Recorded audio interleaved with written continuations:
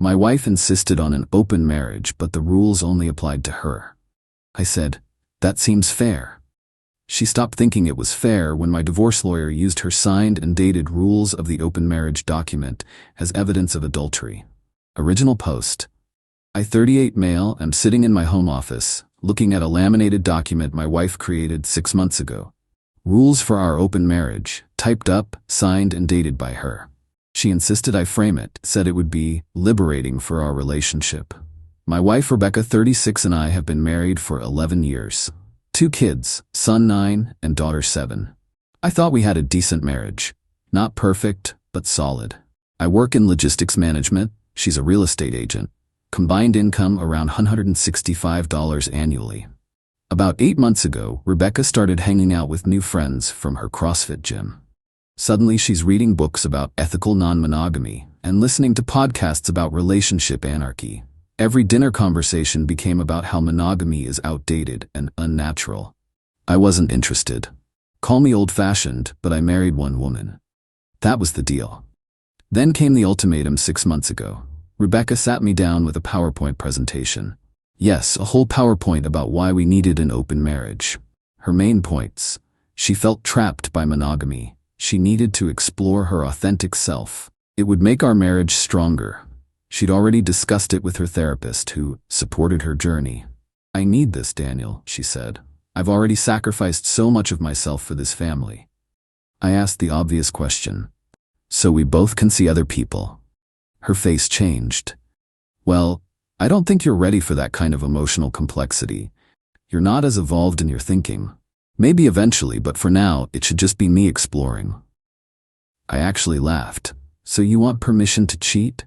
"It's not cheating if we agree to it. God, you're so closed-minded. This is why I need this. You don't understand me anymore." She cried, said I was suffocating her, threatened that without this, she couldn't guarantee our marriage would survive.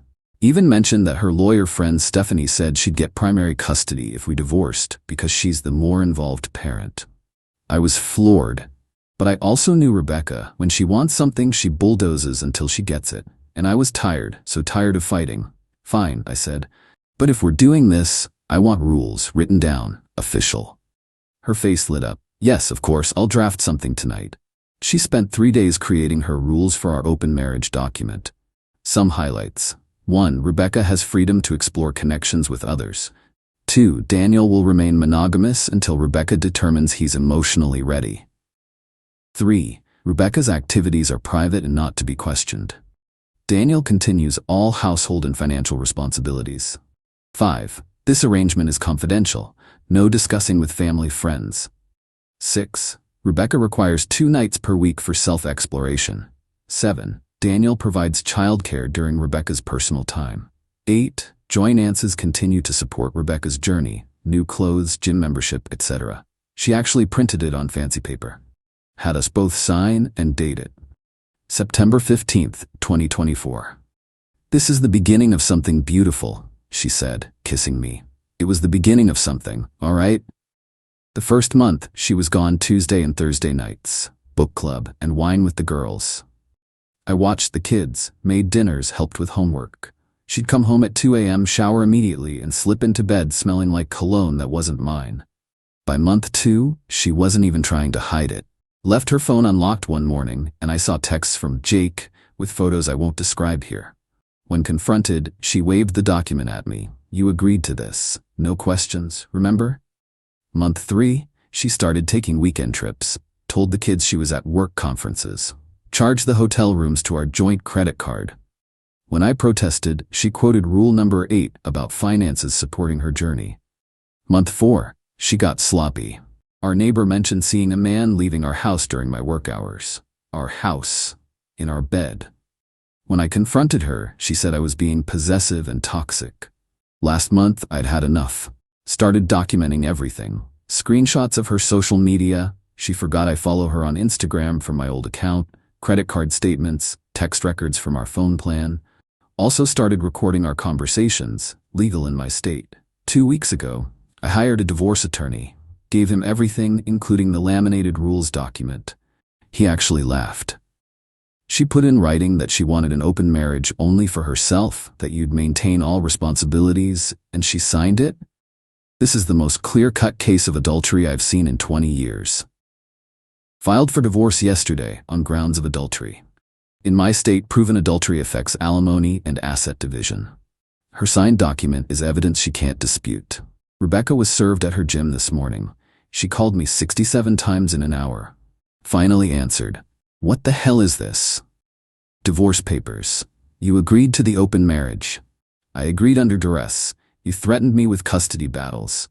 Besides, your own document proves the marriage was only open for you. That's just adultery with extra steps. You can't use that document against me. It was private. You made me sign it. It's a legal document now. She hung up. 20 minutes later, Stephanie, the lawyer friend, called. You're making a huge mistake. No judge will side with you. We'll see. Currently sitting here, bourbon in hand, kids at my mom's for the night.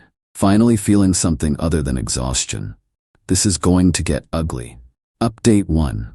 3 days later. The entitlement has reached astronomical levels. Rebecca came home the day after being served. She'd been staying at Jake's and acted like nothing happened.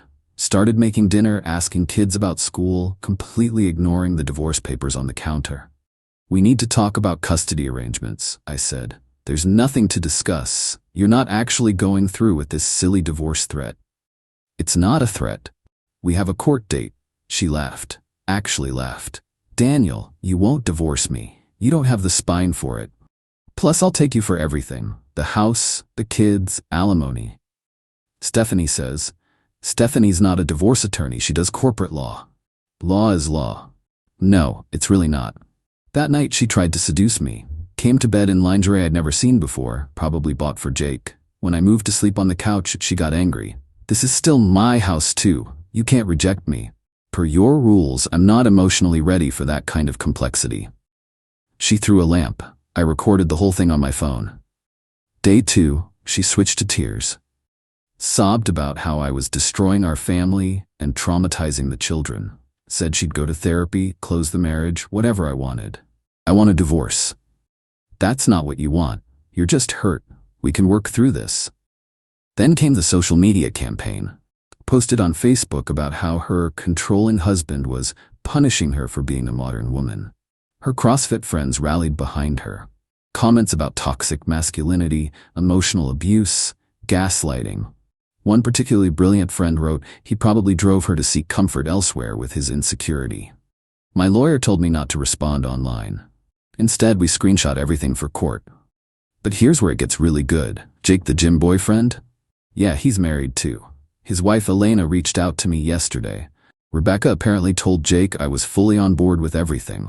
Elena found out when she saw Rebecca's Facebook posts about our divorce. My husband is leaving me for your wife. Did you know? I knew she was seeing someone.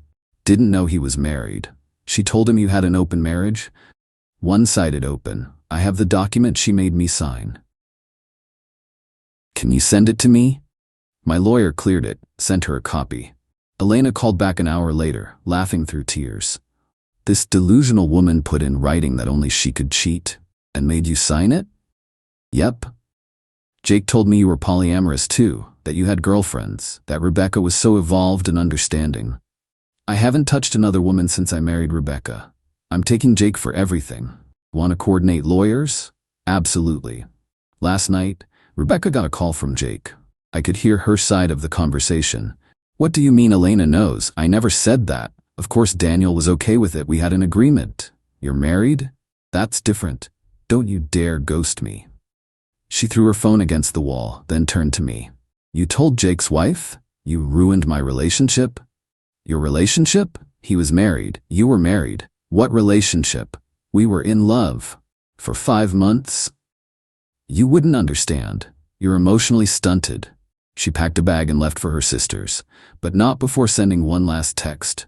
You're going to regret this. I'm getting the house, the kids, and you'll be paying me for years. Stephanie already has a plan. Update 2. 1 week later. Rebecca's plan has spectacularly backfired. First, she hired Stephanie as her divorce attorney. Remember, Stephanie does corporate law. She's never handled a divorce in her life, but Rebecca insisted because she's a woman and she gets it. Their first filing was something. They tried to claim I was financially abusive because I restricted Rebecca's access to marital funds. My lawyer responded with credit card statements showing she'd spent $8,000 in the last 5 months on hotels, dinners, and gifts. All from our joint account, all for her journey. Then they claimed emotional abuse because I isolated Rebecca from her support system. My lawyer submitted Rebecca's own signed rules stating that I wasn't allowed to discuss the arrangement with family or friends. But the crown jewel was when they tried to claim the open marriage agreement was signed under duress by Rebecca. Yes, the document she created, she typed up, and she insisted I sign. They're saying I forced her to write it. The judge's face during the preliminary hearing was priceless. Mrs. Morrison, did you create this document? He manipulated me into it. Did you type it? Yes. But did you sign it? Under emotional distress. It's dated 3 days after you first proposed it. You had 3 days of emotional distress while typing? Stephanie tried to interject. Your Honor, my client was in a vulnerable state. Counselor, are you familiar with family law in this state? I've been practicing law for 8 years. Judge, that wasn't my question. Meanwhile, Alina, Jake's wife, and I have been sharing information. Turns out Jake and Rebecca had plans to move in together. They'd been looking at apartments, using Jake and Alina's savings for deposits. Alina found emails where Rebecca called me pathetic and a wallet with no spine. But here's the kicker. Jake ghosted Rebecca after Alina filed for divorce, completely blocked her, moved back in with his parents. Rebecca has been losing her mind. She showed up at my work on Wednesday. Security had to escort her out after she screamed in the lobby that I was a manipulative sociopath who destroyed true love. My boss called me in after. I explained him the documents. Boss, so she wanted to cheat, but only her? Yep. And she put it in writing? Yep. That's the dumbest thing I've ever heard. Yep. Take the rest of the week off. You need it. Thursday, Rebecca tried a new approach. Had her mom, Patricia, call me. Patricia. Daniel, sweetie, Rebecca is devastated. Can't you forgive her? Me. She's been sleeping with a married man for 5 months. She said you agreed to it. I agreed under threat of losing my kids. She would never. I sent Patricia the recording of Rebecca threatening me with custody, plus her signed rules, plus screenshots of her texts with Jake. Patricia called back an hour later. I didn't raise her to be this way. I know, Patricia. I'm so sorry. Me too. Rebecca found out her mom sided with me and went nuclear. Posted on Facebook that her entire family has been brainwashed by her abusive ex, that her own mother was a victim of internalized misogyny. Her sister commented, Rebecca, you literally cheated. In writing. Stop. Rebecca blocked her entire family. Update 3. 2 weeks later, the temporary orders hearing was yesterday. Rebecca showed up dressed like she was going to a funeral, probably for dramatic effect. Stephanie wore a suit that screamed, I googled divorce court outfit this morning. My lawyer presented our case. The signed, open marriage agreement, credit card statements showing thousands spent on her affair, text messages between Rebecca and Jake, social media posts where she admitted to the relationship, the recording of her threatening custody. If I didn't agree. Stephanie's counter was essentially, but she's a woman exploring her sexuality. This is discrimination.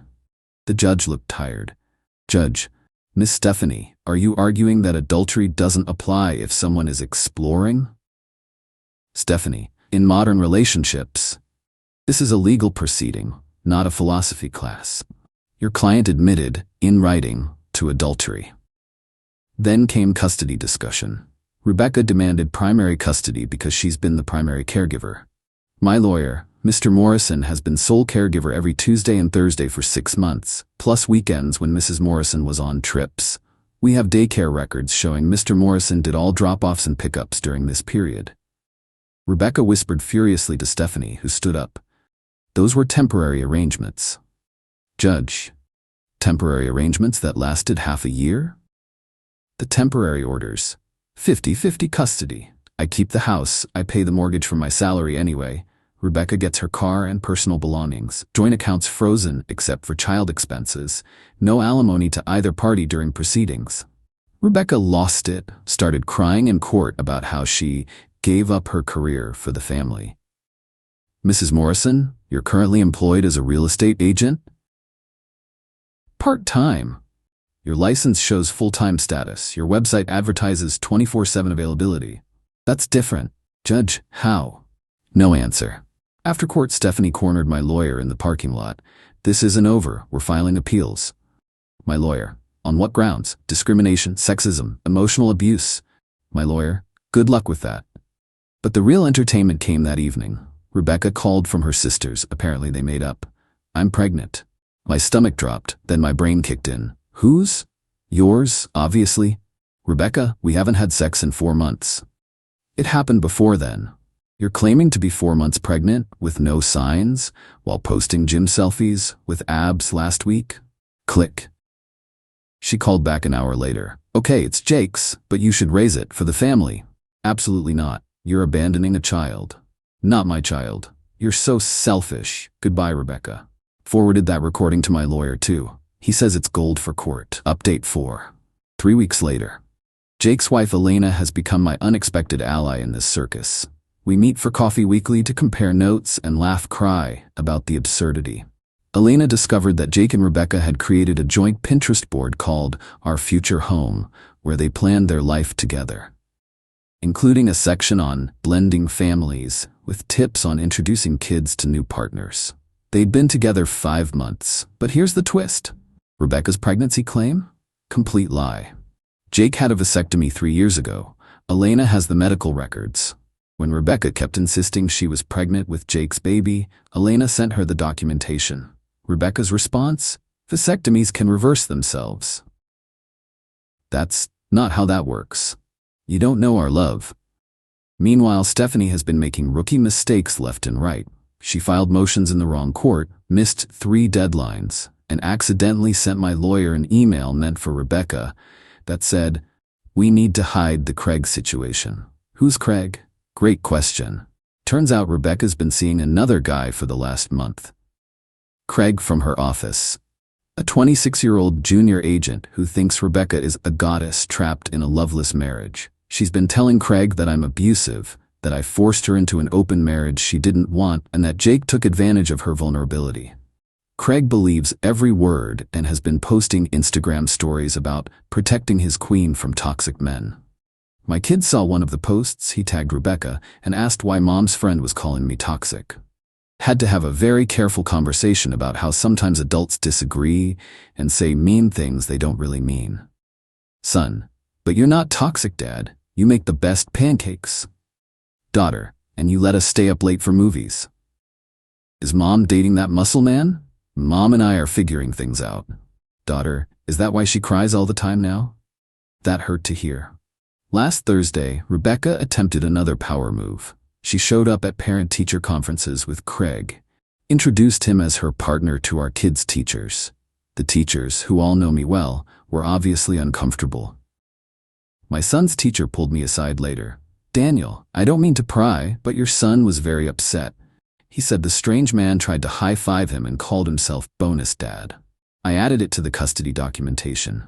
Friday night, Rebecca dropped the kids off and tried to have a family meeting, with Craig present. Me, absolutely not. The children need to see we can all get along. Yeah, man, we're all adults here.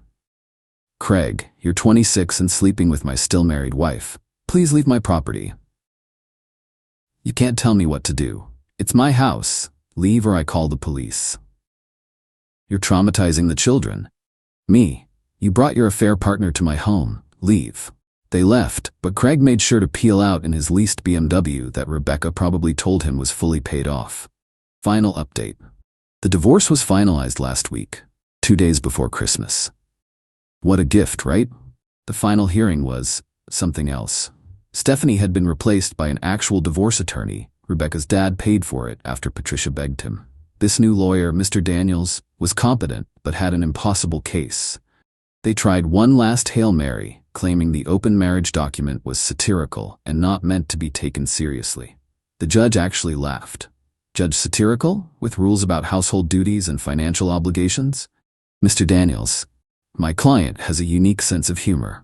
Apparently, the final decree, custody, 50-50, with me having primary residency since I kept the house. House, mine, since I've paid 80% of the mortgage from my salary. Assets, split retirement accounts, she keeps her car, I keep mine. Debts, she's responsible for the $8,000 credit card debt from her journey. Alimony, none. The adultery documentation was overwhelming.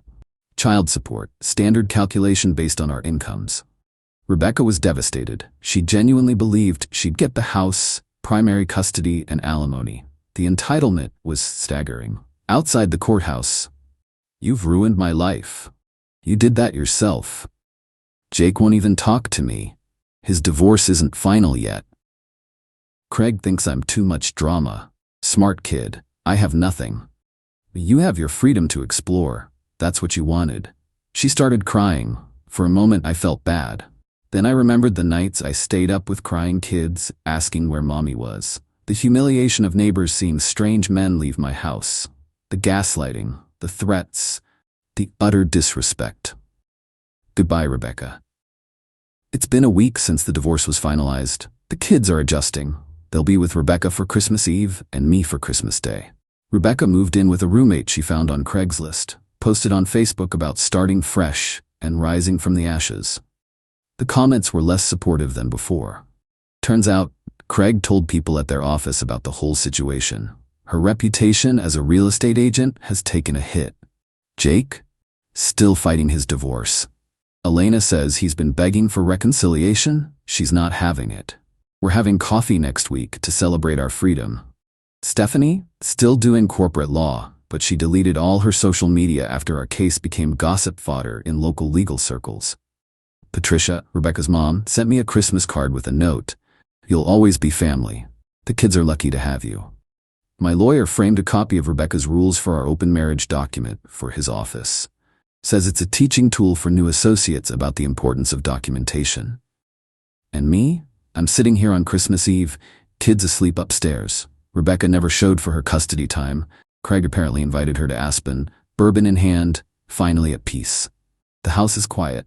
No drama, no gaslighting, no threats. My phone buzzed earlier. Text from an unknown number. "Daniel, it's Rebecca. Using friend's phone. Made huge mistake. Can we talk about reconciliation?" I deleted it and blocked the number. Some bridges aren't meant to be rebuilt. They're meant to stay burned, a reminder of the roads you should never travel again. To anyone reading this in a similar situation, document everything. Trust your gut.